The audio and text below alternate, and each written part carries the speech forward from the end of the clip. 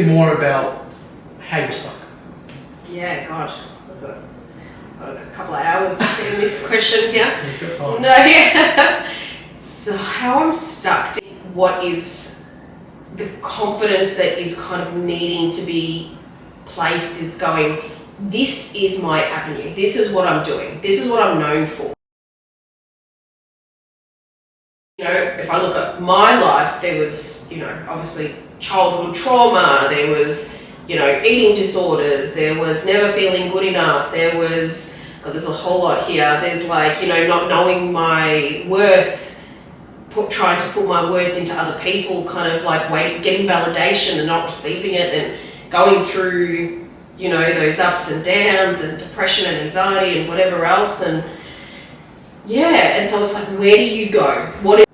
So I always talk about like people, you know, when they're in businesses, they think that it's a strategy or a marketing problem, right? But I want to unpack something for you. So you mentioned that you had all these things growing up, you know, anxiety, depression, eating disorders, confidence, challenges. How is that affecting them? Like, how is this a problem? Like, it's not a marketing and strategy thing. I can see a smile on your face. Yeah, I know. Because you know me well. Because I feel like we've dissected this, like, you know, every time we talk. I'm like, tell me more what you think, Karim. You know, because I just love your opinions. And I love you always make me look at things from a different perspective. So, you know, I love it. I love it. Let's keep going. So the question again was... So, how is it, or like, what is it now that's really getting you stuck? Because it's not. I'm telling you now. This is my product. Right? This is what I preach. That it's not a marketing and strategy problem first. Yeah. So what's keeping you stuck? Yeah. So definitely the confidence of going, I'm good enough for whatever it is. Mm-hmm. So right, but I think what it is like kind of going. There's all these things holding me back in terms of my self-worth. So the feeling is definitely, or fear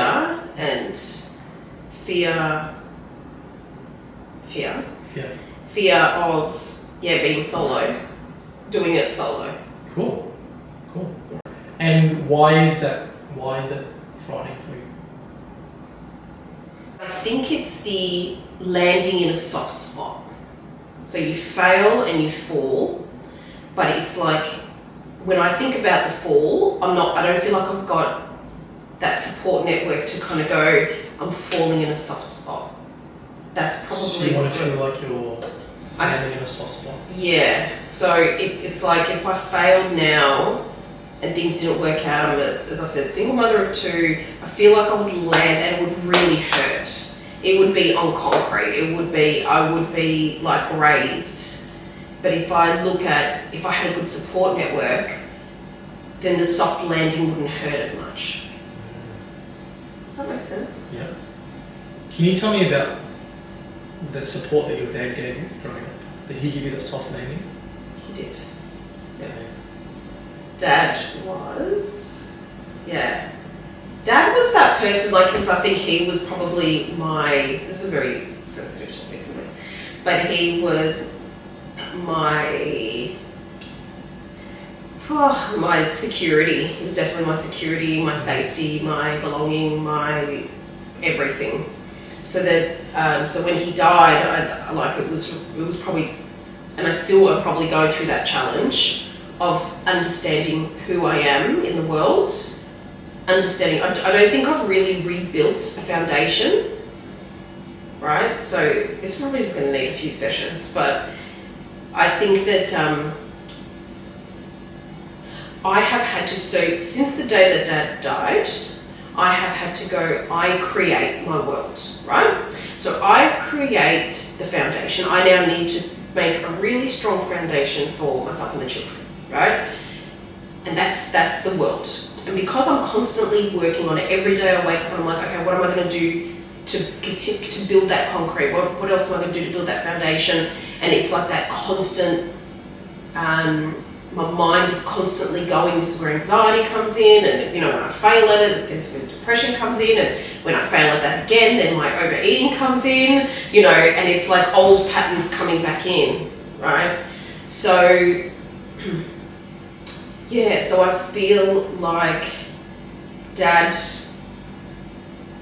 I didn't realise what Dad had created in my world until he left.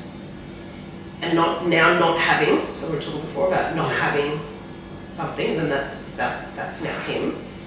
And then I'm exhausted, like having to constantly create this foundation, and it's a scary world doing it on your own. Yeah. It's scary because obviously now that he's not with us anymore, that you feel that you're doing this alone. Mm-hmm. Yeah. But can you see how you mentioned all these things? That's something heavy that you have to carry with you on a day-to-day basis. Mm-hmm. This is exhausting. Mm-hmm. It's not a marketing and strategy problem. Mm-hmm. Right? Yeah. So all these things, all this baggage that you've got, it's tiring. Mm. And what happens is that every memory, every behaviour is stored. Yeah, it does. It makes sense because I can sort of see it in playing out in everything that sort of comes up in my life. Yeah, that's interesting. Yeah. My brother was a bit more of the golden child. He was the boy, he was the one that, he was allowed to do things. He was allowed to go to school camps, and he was allowed to play, basketball if he wanted to, any kind of extracurricular activities. He was allowed to. She would invest in him. Could we pause it there? Sure. Okay. So, at the start, you said as a female that you feel that you weren't able to do things. Yep. Now, can you see where this is born? Karim! Yeah. Right? You've always said to yourself, I can't do things as the same as my brother. I'm not allowed. Or I'm not worthy as much as my brother. Yeah. Is that right? Yeah. Yes, well, yeah. Okay. Cool. Oh, you're good. Cool. You're good. Cool. Go on. Yeah. Yeah, that's interesting. That is interesting. I'm going to chew on that a little bit. Yes. Okay, so go on. So yeah. He was the golden child. He was the golden child. So yeah, I mean, at the time I kind of thought it was more of a, cultural thing, right? Like And it generally is. Yeah, in Egyptian background, it's culturally, it's the male is kind of held up high, a little bit more, whatever, right? But then reflecting back, it was probably more as an adult. I was I was never allowed to go on any kind of excursions for school camps. I was the one that was always a financial burden. So I wasn't allowed to, financially, if I'd say, oh, can I have this? It was always a no, right? I was always just left at school. So if everyone was going to school camp or whatever it is, I was always at school. I was, the beatings were on another level where I'd be tied up and beaten. I would be left outside. I would be... So when you talk about beatings, what do you mean? Oh, if I didn't get up, if she said get up and make me a cup of coffee, and I didn't get up straight away and make her a coffee, I would be beaten. So it would be, there was a few tools that she had, but the main one that I remember was a tent, one of the tent sticks, which had the metal part at the end. So, and I remember them because it's like they were never ending. She had a heap of them. Right, and when they would break, she ended up having new ones. And I didn't actually realise what it was until I had my children and I was putting up a tent for them. Oh my! Imagine holding that and to the realisation. that's exactly what happened. I went to I had this Disney tent for my daughter, and I put it up, and I looked at the stick, and I was like, oh my God, that's what she was beating us with. I didn't realise what it was, because I just remember thinking, where did she get these sticks with a metal bit at the end? And she would hit us with the metal bit, yeah? So, So then I was like, oh my God. So yeah, a lot of childhood, and keep in mind this was up until 10 years old, until I kind of had a bit of strength to some degree. By 10 years old, I was able to kind of. How old were you when she defend started myself. beating you with these things? So this was probably from grade. I remember from being about grade 2. Yeah, so being about grade 2, up until, do you know what? Year 7 is when I actually started growing some balls. So to stand up for myself. So when she would go to hit me, I would actually hold it, like if it was coming to hit me. Tell us about the first times when she was actually hitting you. Because people are probably thinking, hang on, you're moving too fast. Okay. So I can't remember the first time. So you wouldn't make her a coffee. Yeah, so it would depend on what it was. What it was. I'm What gonna was the tell most you- severe? Okay, I'll tell you the most severe one, Yeah. right? Because that is like etched into my mind. Yeah. There was one day I was going to school. It was marble season, right? We had this huge, you know, those Nespresso coffee, like those tin containers. Yes. I had a big thing of I used like. to love marbles. I know, yeah, I loved marbles, right? So I remember having, like, yeah, we had, and it was the ones that weren't worth much. You know, the ones that just had like those, like blue or yellow kind of twirl in the middle of them. So they weren't worth anything. Yeah. I took a handful and I put it in my school bag. Get in the car and she says to me, "Do you have any marbles in your bag?" And I said, "No," right? And then she goes, "Show me your bag." So I showed her my bag. She saw the marbles. She goes, "Go upstairs and put all the marbles back." I said, "Okay." Went upstairs, I put them all back except for one. I took one marble. Went back in the car. She goes, "Did you put all the marbles back?" I said, "Yes." I was petrified, right? Because I know at this point we were definitely in the abusive situation. I knew she was going to beat the hell out of me. So I still really wanted to, because I didn't want to miss out, right? I'm Yeah. like, and I missed out on bloody everything. So I'm like, I just want one bloody marble. We've got a big tin of marbles. You gave me no reason not to have the marbles. I didn't get it. So then I took this one marble and she says, she goes, "Did you put all the marbles back?" I said, "Yes." And she goes, "Let me look it through your bag." Right? And I'm like, oh my God, I hope she just doesn't find it.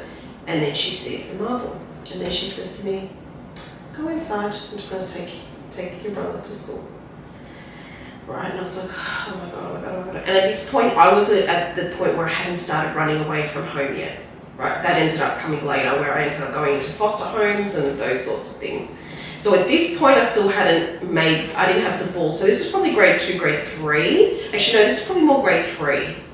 So what's that? That's, 7 days in. So that's probably maybe 7 to 8 years old. She comes home from dropping my brother off. I remember like looking at her walking through the front door and I'm shaking because I know what's about to come. She gets her sticks out and she also had a fishing rod. So there was like a fishing rod that she would, and you know, sometimes those curl things would like cut off. So, you know, if she hit us and spikes hit from the where the rings are. So if those rings fall off, there's like, you know, it's like, okay, spikes in, yeah. So she, like, literally, I remember, what I really remember, her being on top of me. So I'm lying on the floor. She's literally got her legs over me, beating me, like, so she would be slapping me, like, on the face, and then using this stick to, like, beat me. So she'd kind of, like, hold me by the chest, and so 7, 8 years old, right? And then she would use this thing and, like, beat me. And I remember screaming out to her going, "Do you want me just to die?" And I don't know why I remember saying it so loud. I said, "Do you want me to die?" And she said, "Yes, I want you to die."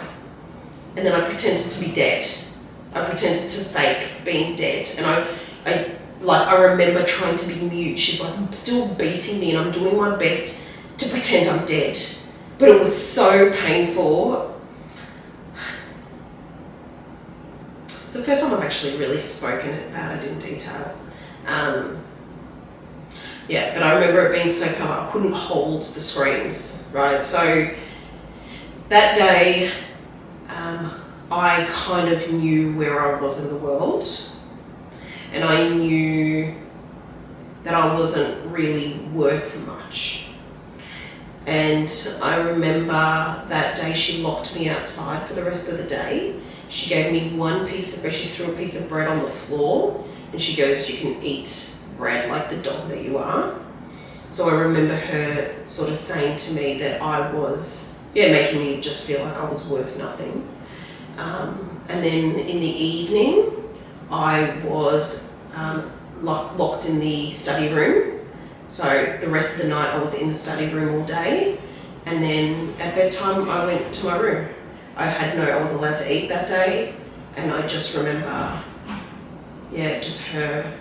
It's funny, I say this story and I reflect back and I think about my children, and I'm like, oh my God, how horrible to do that to somebody, a child. And I think, I've always kind of looked at it in a sense of, and I try not to stay in it, but the victim mentality where I'm like, I can't believe she did that to a child, right? But now, like actually reliving the story or saying the story again in a bit more detail, I look back and I go, oh, imagine like where she had to go to be able to do that to me. Like mentally, where did she have to go to do that to me? And this is why I do That's think not an easy place to look at it. It's not, but I also think I've done a lot of work on myself. But like for her, and I'm probably saying this also from a space of, I might yell at my kids and I go, oh, I will apologise to them later saying, hey, you know what, I was just really angry, you guys. I didn't mean to yell at you, but this is why I was really angry. Let's like kind of work it out. But for her to really, I'm going to say, and this is a victim word, despise me. I'm going to say despise me. So for her to despise me that much, that her to be sitting on top of me and beating me to a like wanting me to die, for me to say to her, do you want me to die? And for her to say, yes, I want you to die. You've got to really have some kind of like, I don't know, like it's just got to be, life's got to be really fucked up for you, I think, possibly. I'm not sure. That's one memory. After that, that's probably the worst memory that I can remember. After that, there was a lot of running away. So when I knew that there was going to be situations like that, I would definitely run away before that. And then did you go move into your dad's? Is that what you're saying? Yeah. So when I got to year 8, so what's that? About 14 years old. Mm-hmm. There was a house, a property that I guess my mum and my dad had. The property sold. My mum got majority of the money that came out of the house. As soon as she got her share, I ran away from home and she just left it. She left me to go to my dad's and that was it. And literally from there on I stayed at my dad's. So that was from year 8. And then, Dad was like beautiful, but he only did what he knew. Yeah. He only could do what he. Because I remember, so also this is a part of the, the undercurrent of childhood was the battle to see my dad, because it would always be like, so it was always a money, it was always related to money battle. She wanted more money from my dad. So I felt like I was used for that, because that's why as soon as the house was sold and she got her portion, I was out. She didn't give a shit about me. How do you perceive money today? What are your habits in money? I definitely spend way too much. You spend it? I'm a spender. Yeah. I don't value money. I definitely don't value it. But then I also am not valuing it, because when I have money, I don't value it. But then when money is scarce, then I value it. So I'm in a scarce stage now. Yeah. So I'm like, So in that moment, when that thing happened with money, what decision did you make about money?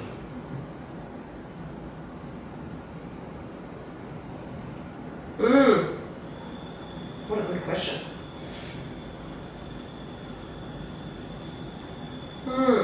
Interesting. I don't know. What did I make? What did a decision? Well, I mean, money was used, I guess, at that point to influence, right? Like, money was used as a tool at that point to not really influence. So you said that once your mom got her money, she was done with you. Mm-hmm. So what did you perceive about money then? I did feel like money was evil. So I did think, yeah, money was evil. Because I did reflect a lot on the fact that the control that money had in relationships, maybe, like, just because she used money a lot in a sense to control my dad. And you So don't when like being she, controlled. I can't handle being, especially with money. I probably give away money too easily. No, but you like your freedom. Yes, You value your freedom. value freedom. So if you see money as being controlling, Mm-hmm. then you don't want it a part of you. Mm-hmm. How can something that's being really controlling and you liking your freedom integrate? It repels itself. It's an interesting one because I feel like I've gone through a bit of a journey with money. Like, there's been a big thing with my dad and money, you know, and like I told you, like with, you know, dad dying and he had no money, but he was in so much debt, and so money was like, you can control money. Like, I do feel You like can get it. Being worthy of money is an interesting one, though. That's sort of coming up now. Being worthy of lots of money is something that I feel like. Did you grow up with not a lot of money? Childhood, yeah, like with my mum. Mm-hmm. Well, I wasn't worthy of money, right? I definitely wasn't allowed to, you know, yeah. Money was the one thing that was like dangled in front of me to kind of go, well, I need you to do this, and there's, you know. So that was like your self-worth. That was my self-worth. And I probably have related this. Is so interesting. I've probably related money to money is a success in my definition. Money is, I guess, how good your success is, yeah. And then maybe now my perception of money, I wouldn't say is a good perception. Yeah, I'm putting a few pieces together. What are you putting together? I'm trying to, I've been driven by the term, the inspiration of desperation, right? And that term was, I guess, used when my dad was dying, and the whole, you know, dad being in a lot of debt, but dad's dying wish was like, I just want to die in peace, and that kind of meant that I needed to pay off all his debts, right? And that was like, we're in the, you know, $1.2 million debt category. Wow. Right? So it wasn't an easy debt. It was, and that was like related to his life. So it was like dad dying in peace. I had to work my ass off and make sure I found avenues to create money so that he could die in peace. And unfortunately, my worth, and you know, it's funny that we're talking about this because now I can see there might be a correlation. The last year of my dad's life, I was not valued. I was a tool to help him die in peace, right? So my dad didn't show any care for me at that point because he was focused on him dying. He knew he was dying, so he was very much focused on how's he leaving the world. He's focused on all of his problems and how he's got to find peace in it and trust that I'm just going to look after him. And I was the only one that was actually able to look after him because I had so much determination. And it was like everything that happened to me as a child and you being my soft landing, I now have to repay you. And if you slap me in the face, I have to get up the next day and smile and it'll be okay. Right? I had to put all my ego shit to the side and just be whatever dad needed me to be so I could allow him to die in peace. Right? So this was all that, this 1.2 million was all related to his business, right? So if my dad died and those people from the community didn't get their money back or had no guarantee of their money back, then it would be like, well, what's going to happen to my dad's name? Does that make sense? So then it was sort of like, well, I had to do my best to keep his name like above surface. Like I just had to carry his name up here. So my only thing was let's generate business. Let's generate some money now, right now, because we need an income. We need something. Whether we were at a loss, whatever the hell it is, we were in desperation mode. So money kind of, my definition of it kind of changed in that moment, because it was like, I don't have an option to think it's not possible. The only option is it has to work and it's possible. And it was pretty powerful, like the stuff that we did, like, Helen, like me and Helen kind of, we just took this motivation and we generated some bank.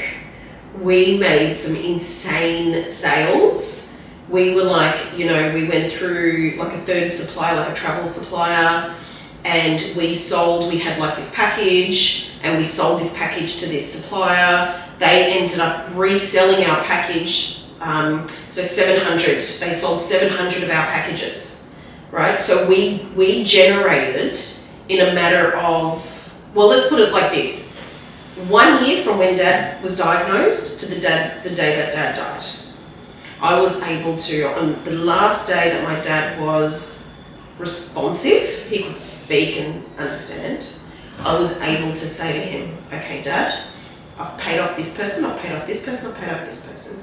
You've got, 200,000 in your account right now. You've got, I plan to pay off this person by the end of November, right? And you don't need to worry. I had everything down pat. Like, it was insane. And so I said to Dad, now you can go. And the next day he was unresponsive and he died 2 days later. It was the most powerful moment of my life. And to know that I do have the ability to do everything. And I think the biggest thing that was probably my most motivating thing was all the self-belief that I had as a child of a woman not being able to do it. I remember walking around, because the travel agency was in Oakley, so I remember when I would go in the morning and get my coffee, I had this strut in my walk where it was like, I got this shit. Like, I know my ability. I'm like a successful businesswoman. Even though I've got like all this debt, it's not even my debt, but I've claimed it as my debt because I wanted Dad to be okay. And I just remember going, I can do anything. And it's so funny because now I look back and go, where was that confidence gone? Like, why am I so scared to just go, hey, I'm good at what I do in coaching, like, let's just go for it. Like, it's so interesting, like, when you look at these stories of, like, change, they're powerful stories. They are very powerful. And then I go back into, like, this little rabbit hole. And that's what I think I'm really trying to understand. Why the hell do I go back into a rabbit hole? Well, the only way that you were able to produce this money was you said that you're a tool. Right? Mm-hmm. So, like, you don't want to be a tool creating money. No. And I think it's hard to go into the tool space. Like, to become a tool, right? Like, you know what I mean? Like, to become like an object that works for money or that motivation, it's not you. I didn't feel like it was me. I felt like it was something I had to be that. Does that make sense? I feel like I had to be this person to be able to generate money. Yeah, this other person. This other person. Not you. No. So either way, it was in a negative context. Well, it was, because, I was doing it for Dad. It wasn't for me. But even so, it was through chaos. Again. It was definitely through chaos, yes. Yeah. I don't know how to live without chaos. Yeah. Is that interesting? See, that's one of your bags. This is your uniform that you're wearing now. Hey, I'm a chaotic person. Who am I going to be without it? Like, everything that you described in your life has been through chaos.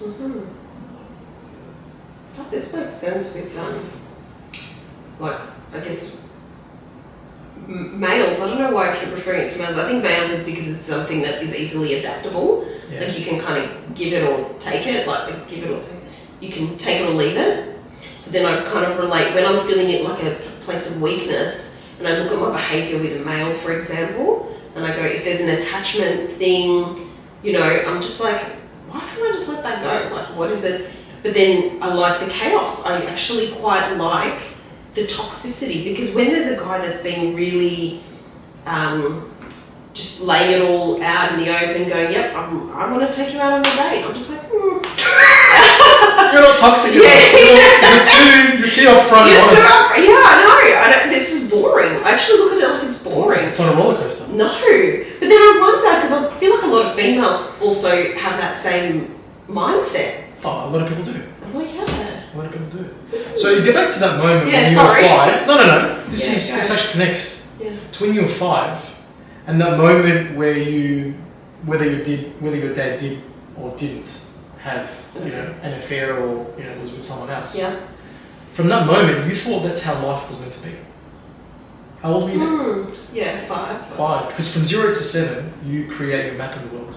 Yeah. Right? Yeah. And if you hold your dad on a pedestal, Mm-hmm. like this big positive influence of your life, without even knowing it, you're going to take that on.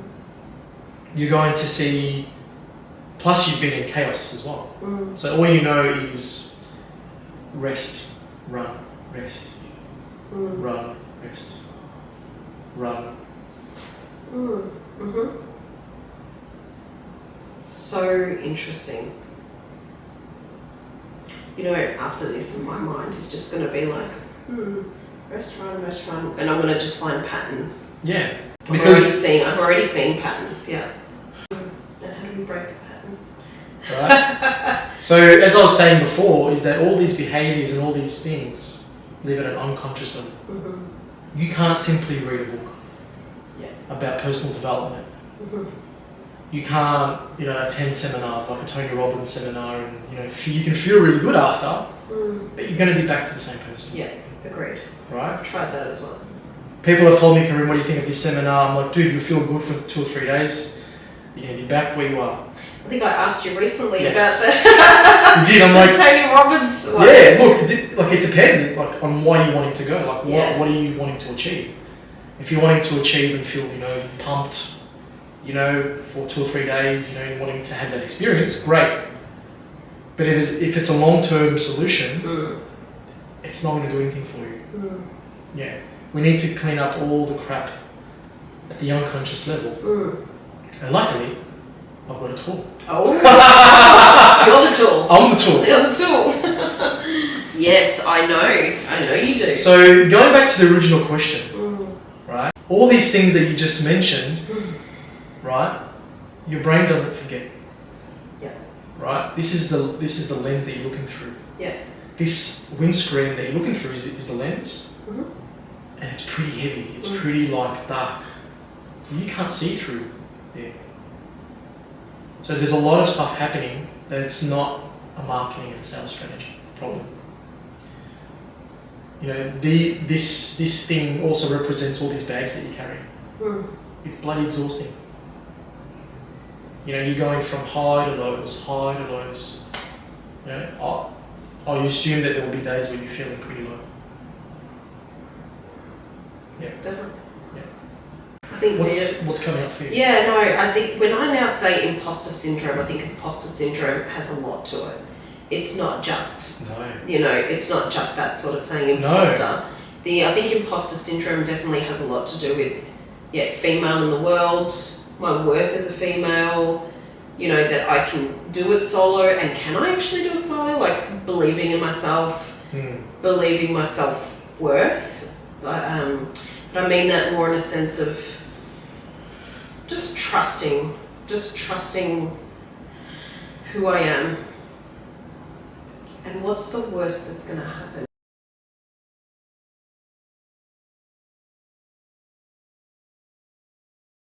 So, we worked on sadness. Yeah. I remember that was very powerful for you. Very powerful. It's very moving. Yeah. Right?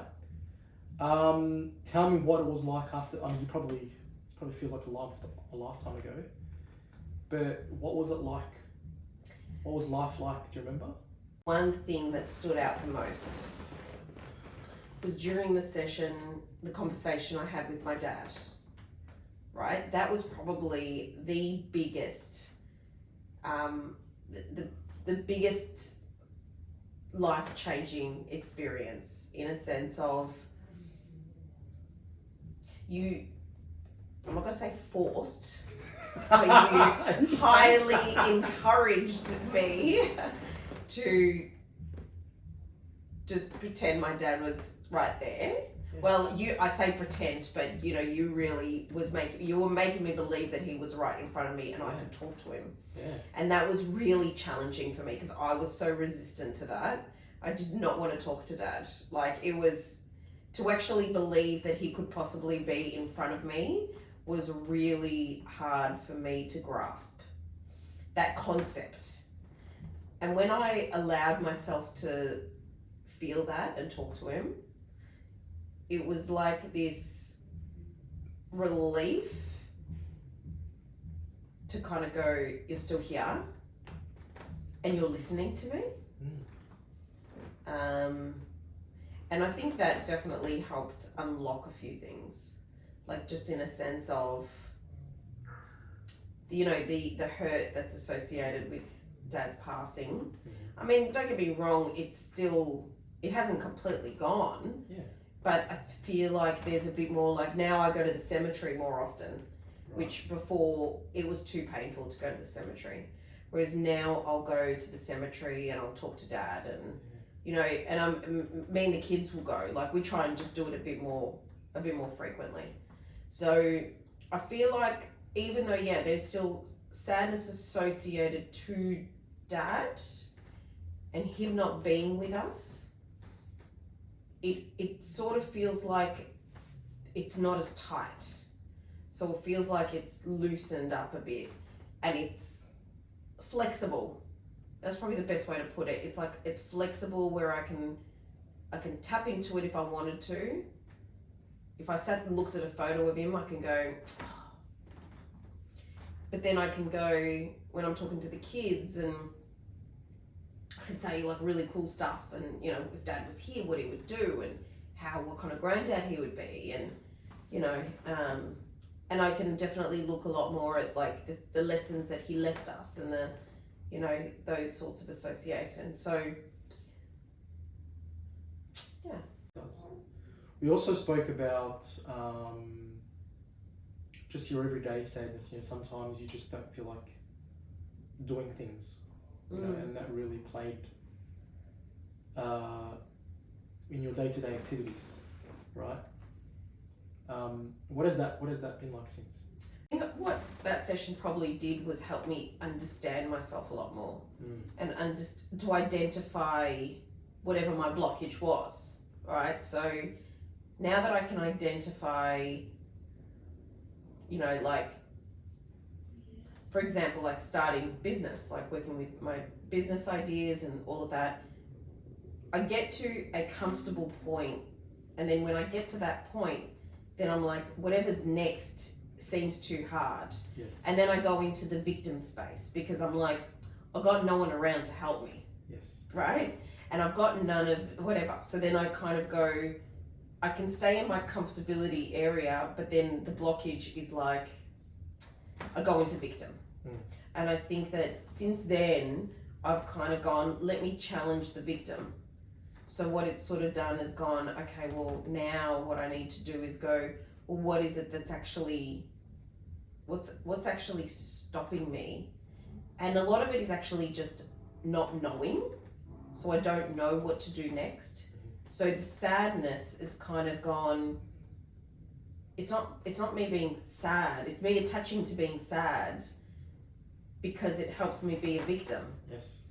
But the sadness is not really sadness, it's actually just education. Like, I just need to educate myself to go, I don't know the next step.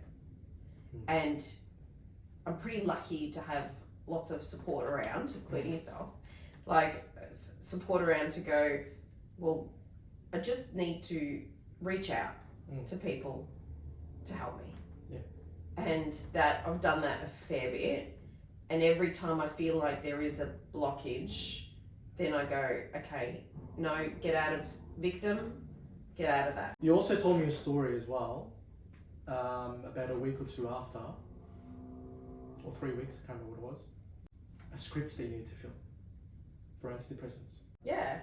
So antidepressants were a big, like, throughout the last, so since Dad passed, that has been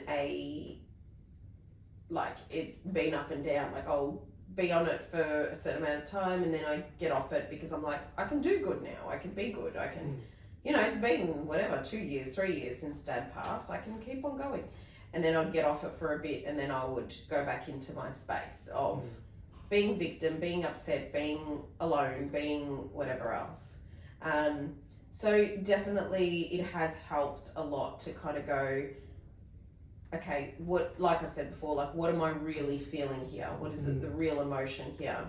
And then go, okay, well, we just need to deal with that. We need to deal with whatever that is. And every time I feel like, I'm probably a bit more aware of my emotions now. Yeah.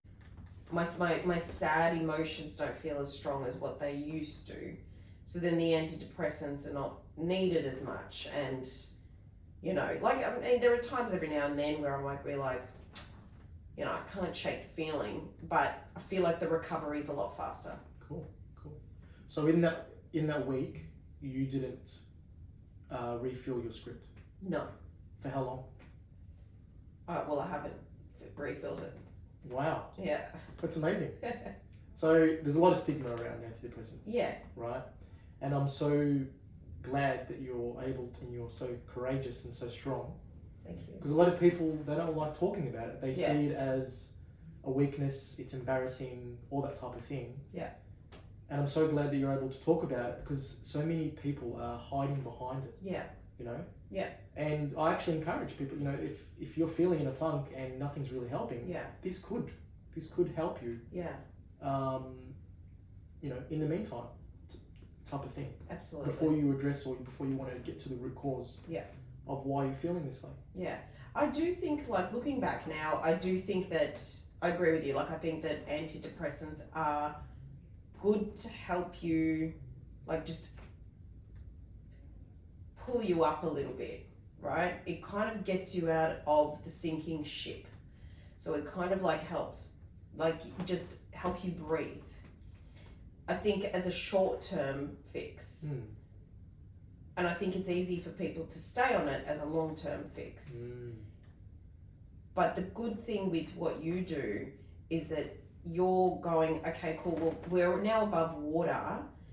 You can now, like, let's look at these things in a bit more of a realistic light, right? So, okay, well, this has actually really happened. Your father's passed away, or, you've lost everything, or you've been scammed $6,000 or whatever it is. And then, with your process, I think that it just kind of goes, okay, here's some new let's unlock your unconscious. Yes. Let's look at the blockages. Let's shake them up a bit and give us some, like, let's say, challenge limited beliefs. And then once that is kind of done, then it feels like if you take out the antidepressants, then you can look at it in a new light. And you can go, okay, well, I'm losing the antidepressant, but I've now got some new stepping stones over here. So then I can go, okay, well, that's gone, but now my thoughts are, let me deal with this. I think that has been probably the saviour. Yeah. So you've got more access to internal tools? 100%, yes. Cool. Yeah. But I haven't seen you for a while now. Like, I haven't seen you since, so it's been about 6 months or so. Yeah. So this is like, 6 months on, right? Where I can now go, the internal tools is what's helping me to kind of get me through. Yeah. And like I said, I just, like, in terms of being realistic, I do think that every now and then, the emotion, it doesn't like completely go, but I think it is definitely a lot more manageable. Yes. I think that is probably the key. Like, it's manageable. Yeah. Which is Yeah. And it's not about, because I was talking to you this earlier, it's not about removing that emotion, right? We are emotional creatures. Like no one can magically stop you from feeling. You're just gonna suppress it. Yeah. Right? But it's about allowing yourself to have, there's healthy negative emotions and there's unhealthy. Yeah. The unhealthy ones is the ones that you've suppressed, right, from the past, that aren't really serving you anymore. The healthy ones are the present ones that you should be allowed to feel, allowing yourself to feel these emotions. Yeah. Yeah. I like it. Yeah.